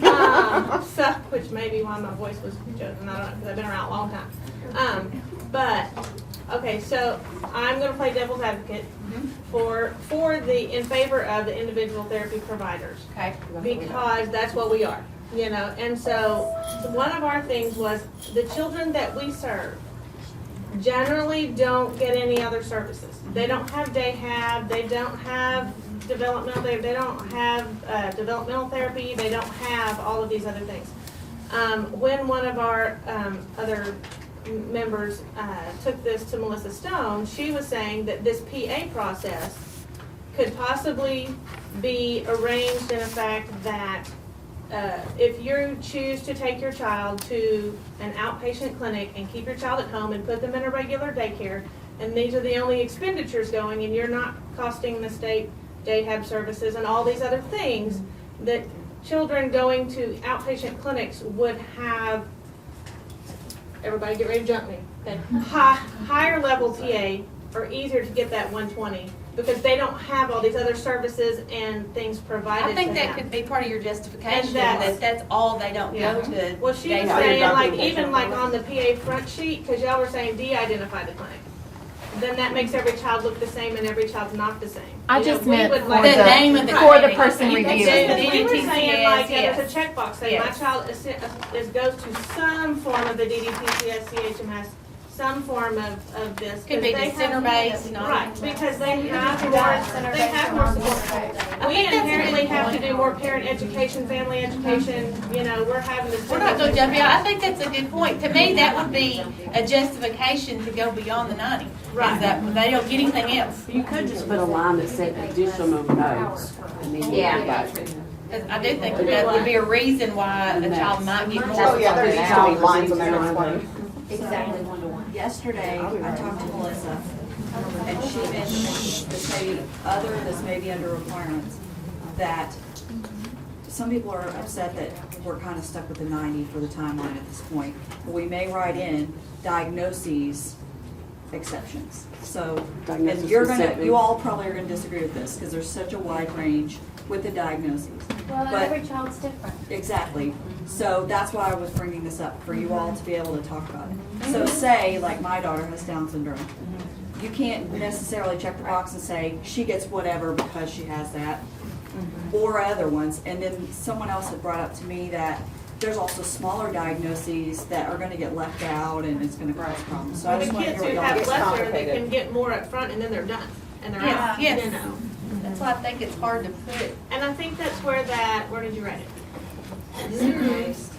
No. Which one? Clinical, like your clinical experience, what am I trying to say? Your clinical opinion, Yes. so over here, on why you have those recommendations. You've got to be able to Yes. say, this Yes. child is at this place and they're showing these developmental signs and it says that they're ready to go. And you hit that one faster. Which would be another thing, do you have to get a PA process at the time you do an eval? Because I may not want one right away, but then I have a kid 6 months down the line that is about ready to shoot up and it's progressing like crazy. Can I then, at that point, even though my eval is 6 months old, Sure. apply for a PA? Sure. Anywhere I within think the you eval do like year. an amendment. Well, I'm just saying, like, does that have to be up there? Like, it can be Yeah, I think anywhere within the eval year Sure. in there. Can Your submit. eval's still good. An addendum process. Addendum process. Yeah, I think so. Because mean, we some of do- those kids, you think, I don't know, you know, but then all of a sudden they start cooking. We do that all the time in behavioral health. You do that. Yes, ma'am, Yeah. here. Do we know how much allocated for PAs? No, What'd you say? how much the budget for PAs would be. That's the Because same. I've said over and over, you don't want to spend $10 to save a dollar. Right. And so they use that at the public. You think they got that from me? I know they did. They did say Well, and that's that. why Melissa said some of these exceptions, like send it through the process faster. Do what, sorry? Melissa said some of these exceptions that you all might agree to write in would send it through the process faster and cause less cost. I mean, my feeling, I would like to see a quick turnaround for a 120-minute PA. If there's a really good reason and it's not just the very, very mild developmental delay kid, that there's, your strict standards for 120 is not terrible, and then you start getting some more Yes, that, I significantly mean, the strict higher it standards. goes, the more scrutiny that, and it should be for shorter time. I think if, my opinion, if it gets 100 and 180, it should be 6 months. I think or they less. also need to promulgate the checklist that they use to Yes, approve. I think that's a good point, Yeah. a checklist, because I don't think it's gotta be, I don't think it should be just a therapist's opinion, because you and I are not gonna agree about, I think there needs to be a checklist, just like they do retrospective review, because they can't deny you on anything if it's not on that list of things. Well, and yeah, and they can't just automatically say, well, this wasn't on there. And you're like, well, it wasn't promulgated, so it doesn't have to be. They can't, Yeah. everybody's on the same So we have a plane. checklist of what You know what they're, you're looking for. Right. And the other thing that we suggested in the PA process, and this would not be for the first time around, but like the next year when you go and the next year when you go, that there be some sort of, you have to show some kind of progress before you are able to reconsider for the second, third, and fourth years. Yeah. I don't know what Well, that is. that should be in your but- report. Well, it should be. But it needs to I'm be. just We've gotta saying, get better at report writing too. So, One of the things that the Therapy Advisory Council has put on the table for numerous years, and we've just never approached it because it seems to not always be well accepted, is to have a, more of a report, format, a standard report format. Not that you have to use the exact same semantics that I use, but that, and we've got it so lined out in the manual now as to all the sections that you have to have. But I will tell you, I read a lot of reports that come through my clinic at Access, and I can lay out 10 different speech therapy reports, and none of them read exactly the same. And none of them give me the exact clinical observations that one person does over another. So I think that's another thing that we need to consider in this process. Standard evaluation. Right. Would y'all be opposed to that or in favor As of long as that? I can add to anything else I want. You what? As long as I can add to anything else I want, because I feel like in our clinic, we do some things, we test some things that other people don't, and it might, other people may not license you to do those things. Yeah, I think The baseline. history was all. So you don't miss The anything. bare minimum Yeah. has to be there. Yeah, the bare minimum for your report. I would still do that, because we get skeleton reports is what we call them. As long as it works with the EMR, so that it all blended together. Oh, there's lots of hands. Which- Okay, I'm gonna go from here to here to here. Okay, so you. Mine's kind of back to the budget again. So if we don't know what the budget is, and it starts July 1, but I have a kid that reevals in June every year. So if we get to that point, they've run out in 3 months of whatever's allocated for the PAs. So does that mean every year my kids that are about in May and June? Oh, I see what you're saying. I don't think there's gonna be that kind of budget unless we get manager care. There won't be a cap like, you're thinking like an early intervention where you get X, yes. There's no cap. That's not what we're talking about. Right, I know that, but I'm just making sure that there's. Yeah, it shouldn't be a cap. It's not like we're gonna run out in 3 months, and so everybody after that figures. No, the question will be, are we making the savings we're supposed to Yes, make? Because then we're yes, gonna yes. turn around and get cut again if it turns out not. That's where the numbers need to Turns show. out. You have all these people Everybody's, that you're yeah. paying, you have these therapists that we're hiring, so we'll be seven experienced therapists that are reviewing these evaluations. That's why we And yet- gotta think about this, because they're gonna And be yet- high cost. Here we are, I mean, how many PAs are gonna be submitted? We're all talking about this 120. Like, is it easier for us to go back and change it to 120 and you submit less PAs, so you have less therapists working? Well, I mean, it's all gonna depend on the data. Right. I mean, unfortunately, that's what we would like to be able to do, is to, for the data to support the 120, for the, at least the 0 to 3. Why just 0 to 3? Can you run that data, the big data that you did, like the true data? Can you run that with the 120? I Just so we did. can have is there any way we can email out a copy, just so we can have like a cost savings analysis? Yeah, I mean, it's What about, It's about. I think it was a $9 million savings versus 16 million. But yeah, I'll do that to get that out. We need to address the language. 9 million. To say PA 9 million. process. Is it 9 million? Okay, I said back there first. What is gonna be the standards that are, or the criteria on, is it gonna be based on standard deviations? We don't know, that's what we're here today for, to figure that out. Okay, well, who's gonna set that? We are? We just said we want to be able to put in a checklist of I mean, what the criteria would be. There's And a I don't, template in the Medicaid manual right now. I mean, that would be the foundation of your checklist, and then whatever we wanted to add. So nothing that's required right now for your evaluation to qualify a child for services is gonna change unless we decide to change it. Those qualifications are, I mean, it's taken a long time to develop them and they're constantly refining them in this other group, but those are pretty solid. Well, that's for the 90 minutes, right? That's for, I mean, that's just. No. Just to get any therapy, yes. I know what you're saying. You're I saying, want to know what is going to be the criteria on the checklist and who's qualified as to whether or not they get the extension. Like, is it profound loss guaranteed?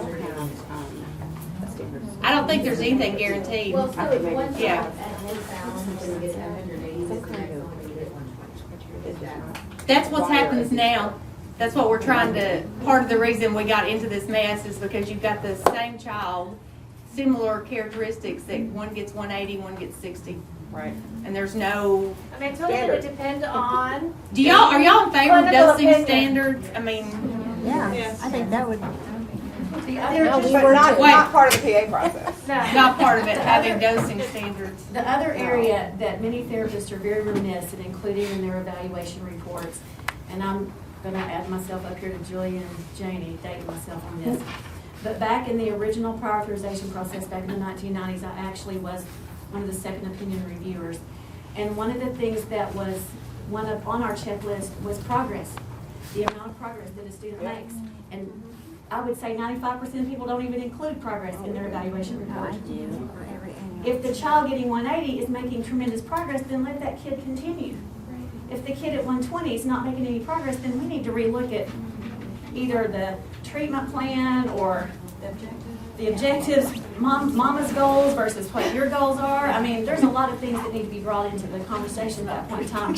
But progress is a major component that's left out. You're beautiful. You remove that review process, does that make It's always sense? the Change the goal and how that- TV always, yeah, that's. Yes. Back here in the blue. Clinical and functional. I have a question, in terms of documentation requirements, is it crazy to think of putting a severity modifier onto a If code? you could explain that. Well, okay, so, to add a severity, we have to create it, but so, say we get profound, we add the severity code so that it's gonna go directly into their data system, it'll be an easier data piece for them to pull. I mean, if that's the diagnosis that they've been given with the ICD-10s, you ought to have all those codes on your diagnosis. That ought to be your trigger, exactly what you're saying, to have on the very front of your PA I'm just form. not sure No. it's being very standardized and how, But- well, like you're saying with the report piece, everybody's report looks different. How many in here are PTs? Have you read, like the PTs are actually The new moving PT forward with eval that? codes? Our evaluation codes actually recognize that, so, I mean, our group is already in that direction. Well, maybe you could explain a little bit how that might be implemented across. I think it'd be very difficult to implement it for this population right now, because I don't think our systems are ready to, recognize it. But it is definitely the direction that we need to be moving and thinking, because that's what the PTs are actually doing with their evaluation codes.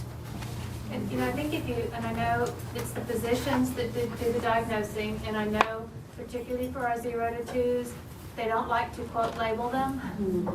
But if you have if you can get them to give you a solid medical diagnosis, it's gonna be a whole lot easier versus developmental delay. You would not believe, just in the cursory review I've done of the diagnosis data, all I'm about to say that. the developmental delay diagnosis, and there's some that are, and it goes mild, moderate, and severe, but it's all developmental delay. I'd say it's 80% of the diagnosis that we're billing under. That's a lot. But to me, putting a severity code on a diagnosis or on a CPT code would set us up for providing lifetime high amounts of therapy for some kids who are not making a lot of progress unless we use the progress part. If we can somehow make the younger kids who have maybe developmental delay and don't necessarily have a very, very severely involved diagnosis to be able to get approved for higher amounts of therapy when they're younger, they may not need it when they get older. And the outpatients, those are the ones that we test, we see for short periods of time, we catch them up, they're done, they're out. They won't need school, they won't need older, they won't need whatever. But if you require a Z-score to be the criteria for for approval of a PA, then you're gonna lose those, those guys who probably could have been And in and out. you just answered the question of why the 120 minutes for the 0 to 3. And it is because if we can Early identify them early and get treatment to them, right. we can discharge them, and that's what we all want to do. But for me, it's not 0 to 3. I get the ones that started school, and the school teachers go, whoa, what's wrong with you? So I'm like 6 to 12. I get kids that have never had therapy, and we still do that same thing that you see 0 to 3. They've just never had access to that. Mom didn't know there was anything wrong, or whatever it is. Then it's, that's But that, would be there's where that, this would come in, that's too. that school age that like nobody else caught before, because they're kind of okay. They're just that funny looking kids, or whatever. I think a lot of us get that population. Are y'all good with, I don't wanna make this too hard, If you because can do this part, if you can show in your evaluations the progress that they've made and what you expect them to achieve in the next 6 months or the next year, and be really, solid about what your goals and objectives are. Because if they're showing progress, they ought to continue showing progress, and they ought to be reaching those next milestones. Has any consideration been given to the concept that I brought up at that last meeting where we would give a certain amount of units for a period of time? I actually thought about that on a couple of my walks. And the reason I don't think it'll work is because it's not going to save money. Because one of the things that the data relies on is that even our other kids are not getting all the therapy that's recommended on their DMS 640. So, Yes. I know, that's why the first question I asked you was, Right. how did you determine? so I those tried numbers? to think about it, and I'm sorry, that was,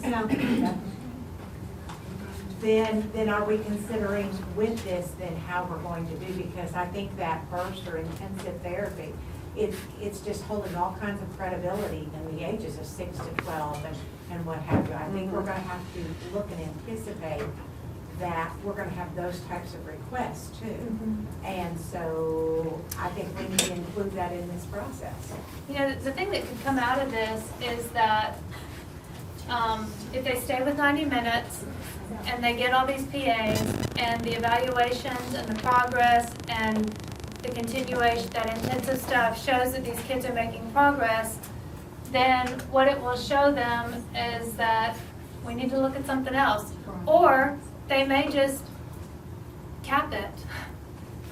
At some point, the Medicaid dollars are not just unlimited.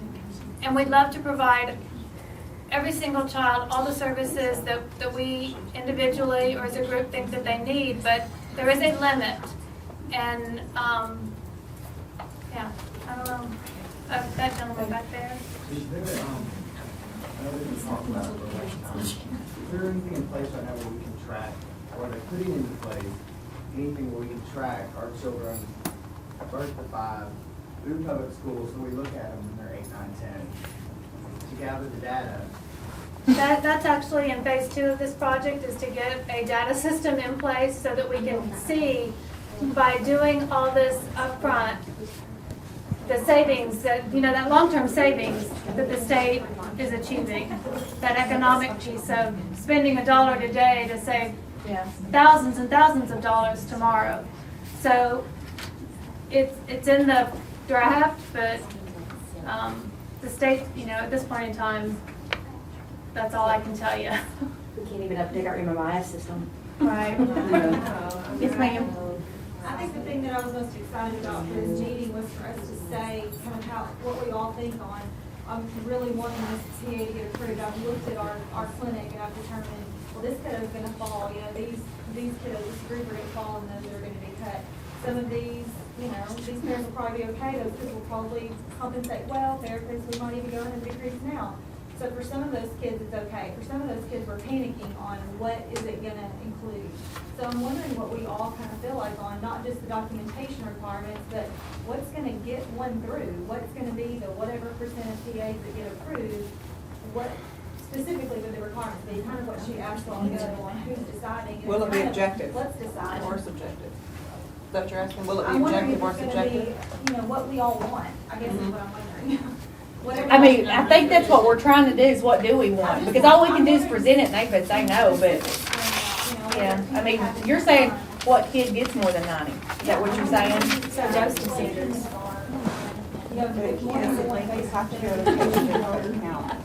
Yes, it is.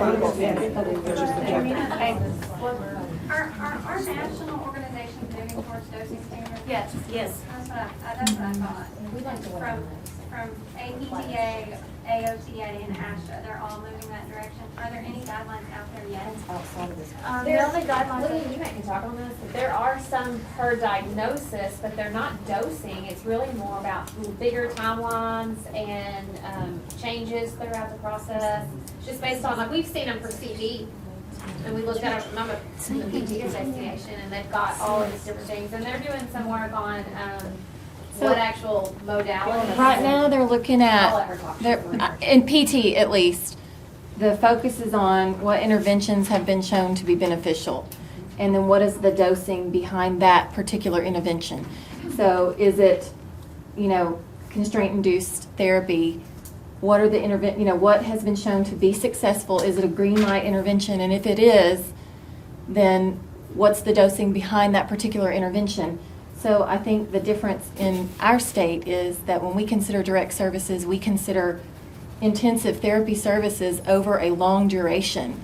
And so it's really, the work that's being done, at least in PT, is episodic per intervention type, per the actual dosing for that intervention. And so we would have to, we really have to take that into consideration and think about, and somebody mentioned, readiness for improvement. Are they at that developmental stage where they're ready to take on more learning and put that into their repertoire of potential movements? And so I think that's definitely something that we all have to consider, that we are outside the norm for the way we provide therapy services in the first place. And so if we're going to jump on a national stage with anything, then we have to match up to what everybody else is doing, and it looks at it very differently than we do here currently. And so I think that's something to consider for sure. And some of the results are better. Yes, yes, Effectively, never being efficient and effective therapist. yes. And that's what this is going to make us do. I want to talk about some of the other states for SpeechPath. Some of the state associations have already moved within themselves to create documents for dosing standards based on disabilities and whatnot. And I think that may be something to consider too, is look to your state associations for some guidance too, as well as your national agencies on what to do for particular case. And if you have that supporting documentation from them, that speaks volumes when you go through this process, that you have all these other cumulative ideas and professionals saying, yeah, that makes sense to us, and this is what we decided as a state to do. So might be something to take a look at too. On the showing progress, one thing I really like that is on the new IEPs that came out for early childhood are the early outcome surveys. The data is on the actual IEP for educational services, and that can be adapted to the PA process. So it's just a little bitty check mark system, and it's rated from 1 to 7 based on severity and where you think they're going to go. So maybe at the beginning of therapy in the area of receptive language, you might rate them at a 3 because they're coming in and they have really poor skills. Well, in a year, you might rate them at a 5. So you're showing that progress. It's a subjective rating, but it's based on your data. And the actual outcome survey form is pretty lengthy, and you provide artifacts based on the data. But on the actual IEP, which would model the PA process, you could just do your rating score. So that might work for progress.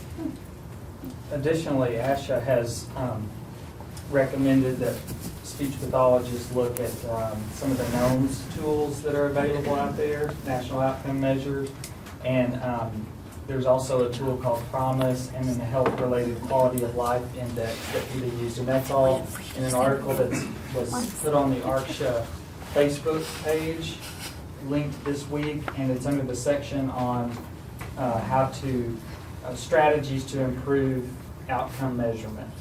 And so you might look at that if you're interested. That should help guide our future work.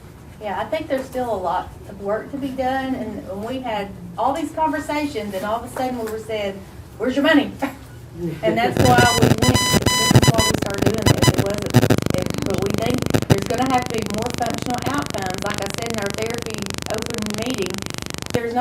research that says more is better, actually it says just the opposite. It says less calling on more does not increase. The more professionals you add in a child's life, the less satisfaction the parents feel, is what the research says. Now, Lane, you might say something else, but that's what the research said, is the less involved the parents are, the more professionals that are involved. So we've got to, I think, take ownership and at least consider this and be able to get the extra therapy, because we all know there's kids that need intensive therapy, but not every kid needs intensive therapy. Yes, ma'am. Two things. One is on that line, that's what we agree with, like it needs to have numbers, but it can't all revolve around the numbers. There needs to have the clinical attention has to be on there, and that makes it harder.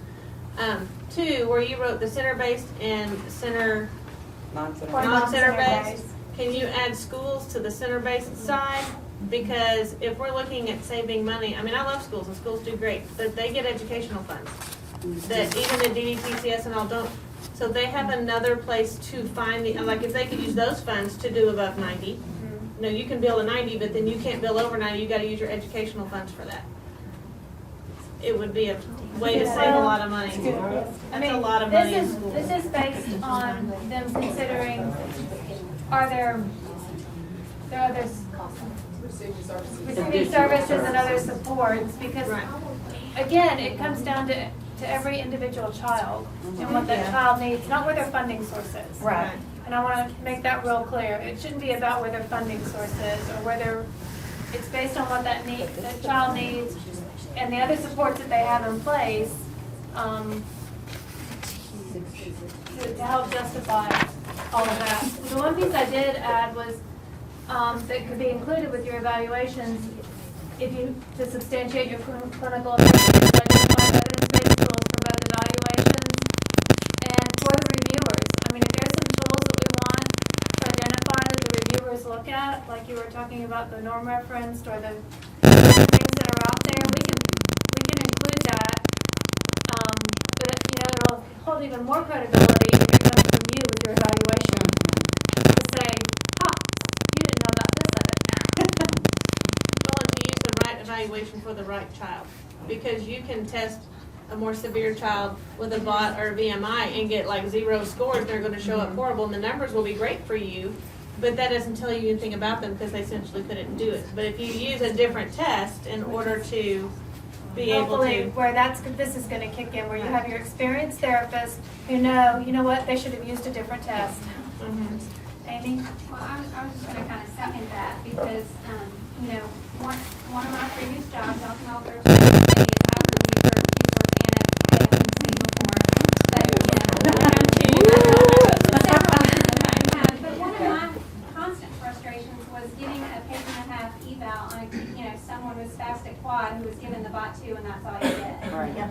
And technically they meet, and there's minimal clinical evidence in there to justify therapy, but so you deny and you ask for more, you get just the slightest little bit more, and you have to push it through because it meets, but we are not doing best practice on those kids. So can we add that here? The correct evaluation tool is used for the child. Complex kids. Sorry, that you're going to do nothing that's not going to qualify you on Medicaid standards. but put it in there for a BT, if you're doing, hey, the client has ties, hamstrings, and heel cords, and that's what you put in there, and I'm like, Where's the well, so measure? do I. But you don't need PT. So you've got to be. Well, there's a lot of things that are on there besides those tests. I mean, you can look at like the DGI, you can look at Ashworth scales. I mean, and that's the kind of things that we want them. I think this room is probably high quality people, that's why you're here today. Yeah. But we have thousands of other therapists who are turning in work which will be shocking to most of you. Yeah. I read about it today that just had the test results. In my opinion, that should be denied if they're turning that in for extra. We probably have everything they need. Yeah. Yes, ma'am. Yes, I anything. just thought of this with her saying that, but maybe we should put on that PA process that someone can't review when they're out there and they write the content. Oh, yes, for sure. That's gonna have to be in there. That's why you de-identify. She did? She had mentioned this would be an out-of-state It'll be a third-party vendor. but Doesn't that mean, nobody in our state could do it because they're going to be a conflict. I think that's what the individual artist. We're thinking agency. Yeah. That's what we're, Or Beacon or Or AIDS Beacon Force. or something. Well, they're hoping agency, at least they know. Yeah. Okay, so we try to keep these meetings to 2 hours. We've got 5 minutes left. Probably what we need to do is set a follow-up meeting to talk. Can you write on the other that we need to look at the wording in the manual? Hey, Lainey, I don't think that everybody could hear what you said. Could you say that louder? What I just said about third Yeah, party. what you just said. I think you need to say that I've louder. talked to Melissa about both PA and independent assessment, and I understand they're different. I'll just say that first. But I was pretty sure she had told me that this was going to be a third party out of state company so that there would be no conflict of interest. I could have been on it. You can make that statement, Yeah. except But that you all once the right. RFP goes out, it has to be open to anybody, and it will, you know, Well, that goes against our first thing, we said Arkansas state license. yeah. Yeah, that's what I was saying. Yeah. So, okay. Real quick, because we gotta set our next meeting. I just have 2 points I want to make. Okay, First of all, it's the PA process and our turnaround time. With us saying we want it in 2 to 3 business days, are they just going to deny everything so that we have 35 days? no. Okay, so we're going to be guaranteed that that's just not, that's not going to There happen. will be parameters and controls in place in the contract. Okay. You know, and data monitoring too, not only of, and we'll have to talk about this part next time, but with physicians, making sure that, you know, not all physicians are scratching through and just saying 90 and not letting it go forward. That's some of the monitoring that they're supposed to be doing with these PCMH clinics, because we know that there's a lot of physicians out there in certain areas who are just not signing any DMS 640s, and you can't have that either. There's got to be a balance. So, And then my other question is, and it's not related to the PA process, it's going back to the initial cap, and when the numbers were ran, and, you know, we haven't had really access to those numbers.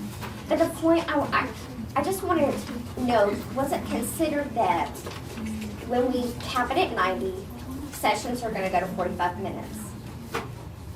There in Northwest Arkansas, our waiting list for children on OT services. So what's going to happen, we're going to take those therapist schedules, we're going to, instead of them seeing 6 to 8 kids, they're going to be seeing 8 to 10 kids. Are we actually going to be saving as much as what's we projected? may not. Because so- if you, I mean, the data shows that at least 30%, if not more, children are entering school not having been identified.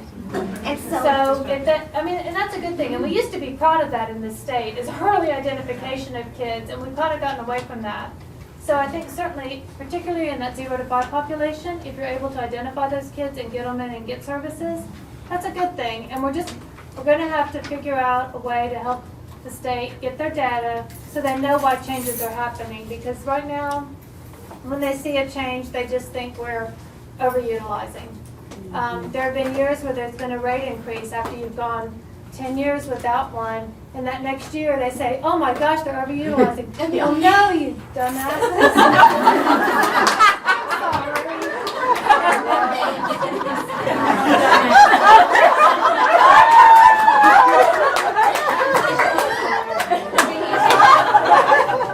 Anybody hiring for bookkeeper? Not a therapist. Right. It's 10 years ago. I'm sorry. Okay. Anyways, they would say, you guys are overutilizing, and it was because there was a rate increase that they actually passed on like a July 1st, but they didn't get implemented into November, so all of a sudden they're doing these retroactive payments, and it all hits in 1 year, and you guys are horrible. So, that's the data. Anyway, last one, then we're gonna set a meeting date for the next time. Oh, well, I just want to say thank you all for your transparency and the collaborative spirit of the entire group. Because I think this group here can make a difference, and it's just, I'm just proud of everybody in here and trying to make this work, so. Strength in numbers. Okay, so we need to set, okay, first before we set our next meeting, the way we've kind of done this is after we've had our group meeting, which includes lots of people at the table, we've had 2 representatives from each association. So what I would like to ask is that Northwest Arkansas have 2 clinical representatives that are individual clinics. Northeast Arkansas bring to the table 2 representatives, at least 1 to 2 from Southeast, 1 to 2 from Southwest, and then 1 from Central Arkansas. And again, these are all therapy clinic providers, not associated with the DDTCS or CHMS. And these would be the people that would go with the other association members when we go to DHS and DDS, so that we're all there together. So if you guys can, amongst yourselves, decide who you want your representatives to be and get that to me so I can start including them on the list. And you'll also be responsible for disseminating information out to your respective, clinics in your area and other people. Okay? So our next meeting, we are looking at, we won't have it in this room, we'll have it up in our outreach facility, and we're going to have Zoom capabilities so that if you can't travel in, you can at least. So, yeah, because we take a day off every time we go somewhere. Yeah, so, All 100 of them. we'll have that set up next time. I just think this was a good time for people to put faces together and see that we really all are human beings and kind and friendly people who really want the best for children, because I know the perception out there has been a little bit different. So, next meeting date, we have to go back to public health on the 17th. So that will probably be at 1 o'clock. Are there meetings at 1 usually? 2:30. 2:30, okay. So, do we want to have, so typically how it's worked is we've tried to have a meeting with Melissa before we go back to public health. So do we want to try to meet again next week, like on Friday, and kind of finalize this piece in a draft form? And I'll put it all together and send it out to everybody. Do we need to meet before we're on that? It's next Friday. That's it. They're gonna decide if it's gonna go forward. Public health is just gonna mark it reviewed or not Yes, reviewed. they're- Right? And It's that's- going to rules and regs no So matter it's going to what. rules and regs, so we need to make sure we meet before rules and regs, I probably. mean, that's been the hang-up. They don't know when rules and regs is actually gonna meet. They're saying they will meet in December. But again, there's a game going on.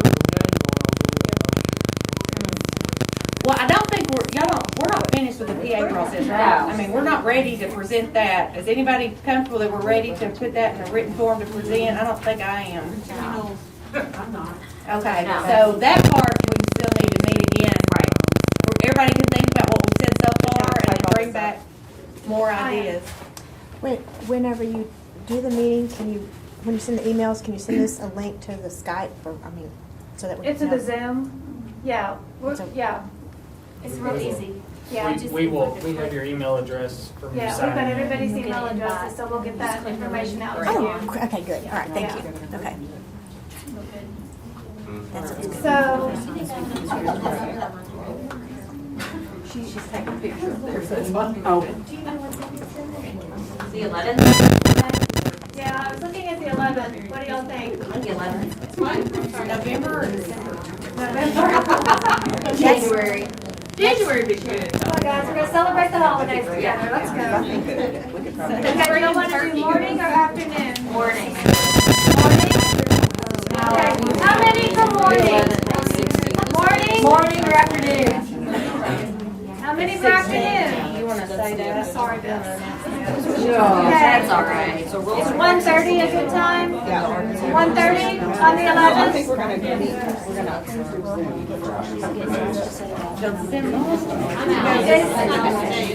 That's Veterans Day. Anybody get a vacation day? You say when you get it. 1:30. Next Friday? Is that what you said? Hey, listen. Is everybody here okay with me calling Melissa and just giving her an update that we've met, We are working on the PA process. We still need our data. Yes. Just so that she can relay it back to our representatives. Just one quick question. So at the beginning, did you say that a lot, it said a lot of, I guess, funding is billing mistakes, is that? We didn't say that. Somebody did it on the health. Gentleman from Northwest Arkansas, I don't remember his Okay, name. so that's really not data back? No, the guy that came at public health that said that he Ron or had. Kent? No, it was Woodson. Was it Ron or Kent. Kent? Kent. What did he say? Kent. What did you say? Just at the Medicare level also. It's a Medicare level. About the administrative mistakes. Yeah. Some of it wasn't How many people overutilization. still bill like back? Oh, I have Like use no a idea. Medicaid, not electronic medical records. Most people like We're split. We're in the process. okay, the problem with, because it does away with all of that. The electronic The medical. billing error. You are correct, but they are. No, they're not. No, they're not. What do you use? We use a program called Ameripeutics. Therapeutic. Okay, thank you guys very much.